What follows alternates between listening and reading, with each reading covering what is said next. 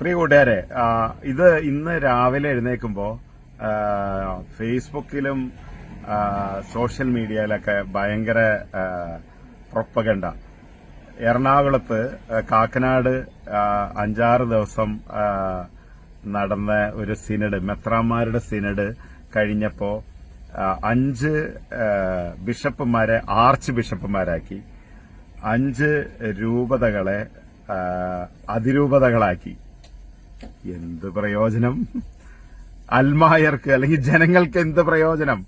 ബിഷപ്പുമാര് ആർച്ചായതുകൊണ്ടും പ്രതിഭയായതുകൊണ്ടും comedy ആയതുകൊണ്ടും എന്ത് പ്രയോജനം?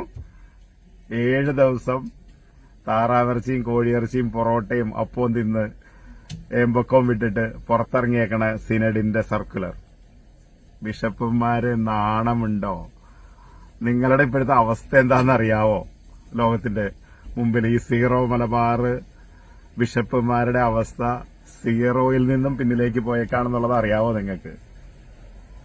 7 ദിവസം ഇറച്ചിയും മീനും പപ്പാസും തിന്നിട്ട് പുറത്തിറങ്ങിയേക്കണ സിനഡ് സർക്കുലർ. 5 ബിഷപ്പുമാർ ആർച്ച് ബിഷപ്പുമാരായി, 5 രൂപത അതിരൂപതകളായി. പണ്ടൊക്കെ പറയും, ആവശ്യമില്ലാത്തോടത്ത് ആല് മുളച്ച തണലാണെന്ന് കരുതുന്നു.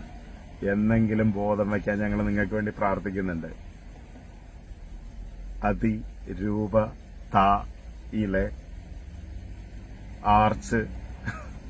ആർച്ച് ബിഷപ്പുമാരെ